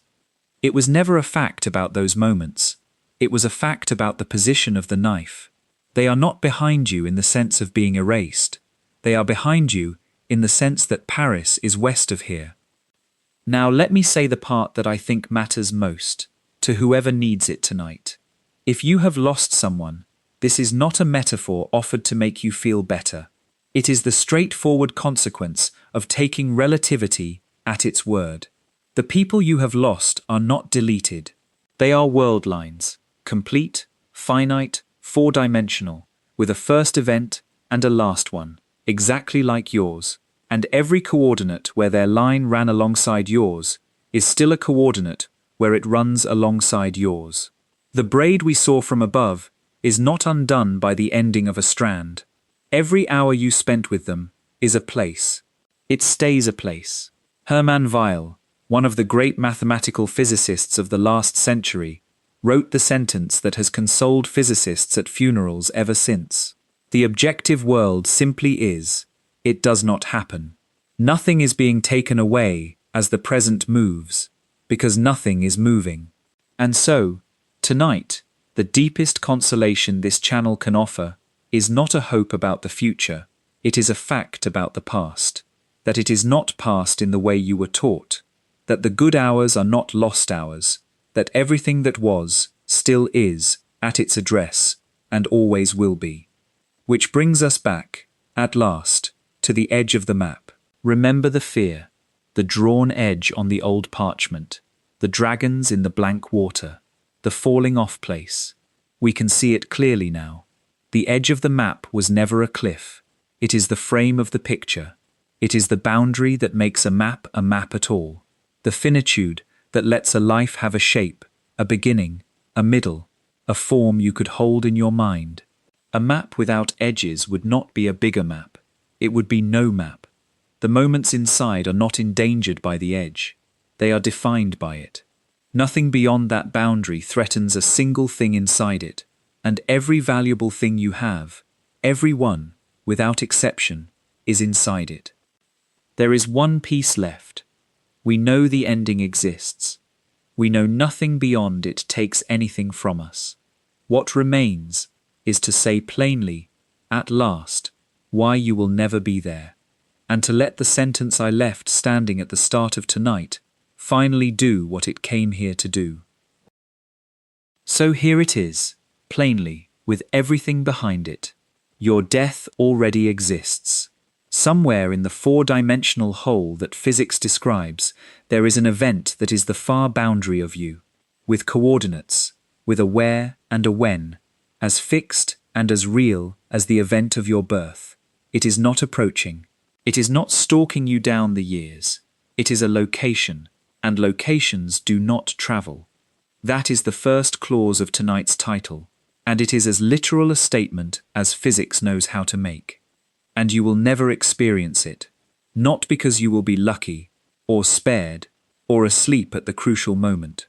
Because an experience is a process that takes time, a few tenths of a second of gathering, binding, integrating, threshold-crossing work by a functioning brain, and every tenth of a second in which that work happens is a tenth of a second on the near side, which is to say, more life. Whatever the last completed experience of your life turns out to be, a face, a room, warmth, a thought half finished, an ordinary Tuesday, it will be an experience of living, because there is no other kind. The boundary is where the machinery is not. It cannot appear in any bulletin, because bulletins take longer to produce than the boundary leaves available. There is no last frame in which the curtain is seen to fall. There is only the film, and then no film, and no one inside it who is ever shown the difference. Which is what a soldier meant, 100 years ago, in 7 words that sounded like a riddle when we first heard them tonight, and sound now like a verdict. Death is not an event in life. We do not live to experience death, not a consolation, a classification. Your first day of school is an event in life. The morning you fell in love is an event in life. Even your dying, the illness, the afternoon light on a wall, the hand held, belongs to life, happens inside it, is lived. But the boundary itself is not one of your life's contents. It is the frame around them.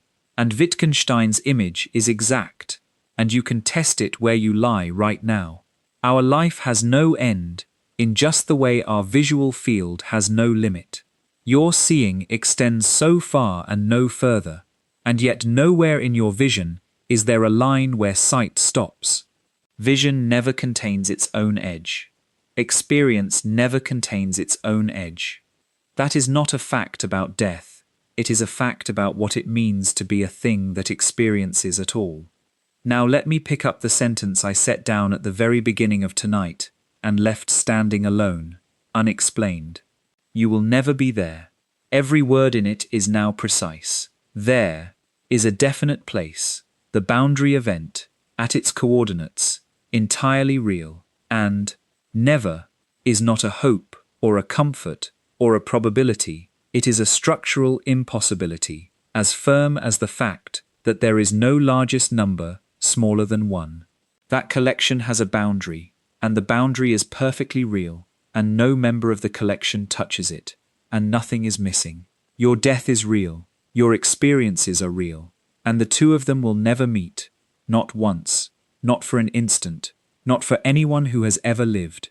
93% of all humans who ever existed have arrived at that boundary. The eyewitness count remains 0. It always will. You have proof of your own, by the way, and you will collect another instance of it tonight. Somewhere in the next while, this voice will start to arrive in pieces, and your thoughts will loosen, and the boundary of your consciousness will be crossed, without a witness for what is, roughly, the 29,000th time in your life. You will not be there for it. You never have been. That nightly, ordinary, utterly reliable fact is the same theorem in miniature, and the only difference at the end is that the last one does not hand you back. I want to be careful, at the end, not to promise more than the argument delivers, because a gentle claim that overreaches stops being a comfort. Nothing tonight says dying will be easy. Dying happens on the near side. It is part of your life, and it can be frightening, and it can hurt. And people who work in hospice rooms spend their careers on exactly that, and they deserve every resource we can give them. Nothing tonight touches grief, either. Grief is what the living carry, and it is the honest cost of having loved somebody, and no geometry argues anyone out of it or should try. What the argument dissolves is narrower than either of those, and it happens to be the piece that keeps people awake at 2 a.m, the imagined instant, the moment of crossing, the scene where it is happening to you and you are in it. That scene has been the shape of the fear for as long as there have been humans to feel it, and it is the one part of the whole business that provably does not exist. Which brings us finally to the mirror an old poet held up 2,000 years ago. Look back the other way, Lucretius said, at the ages that ran on before you began, the unbounded stretch of world in which you were nowhere at all. That is the same country. You have already been there. You crossed its entire expanse without a moment's difficulty, and you arrived here without the smallest bruise from any of it. Epicurus, in his garden, drew the practical conclusion, and I will leave it with you as he left it with a student 23 centuries ago. If the fear of death has any cost, the cost is paid entirely now, in this evening, this hour, this present experience, which is the only currency any of us actually holds. It is spent bracing for a moment that for you never comes. That is not a trick of logic. It is, as far as physics can tell, simply the shape of things. So let the fear go, if it will go. Nothing is coming for you across the years. There is only the shape you already are, a filament of light stretched across the dark, 80 light years long if you are lucky, braided with the lines of everyone you have loved, every hour of it, permanent at its own address, bounded at both ends by edges you will never once visit. You are a book that cannot read its last page, and, it turns out, does not need to, because every page that matters is inside, and the ink does not fade, and the story does not stop being true when the reading stops. Thank you for spending this long night with me, walking all the way out to the edge of the map and finding no dragons there. If this kind of slow, careful walk toward the strangest questions is how you like to fall asleep, a like or a subscribe would mean a great deal. It is a small thing for you, and it is what lets me keep making these.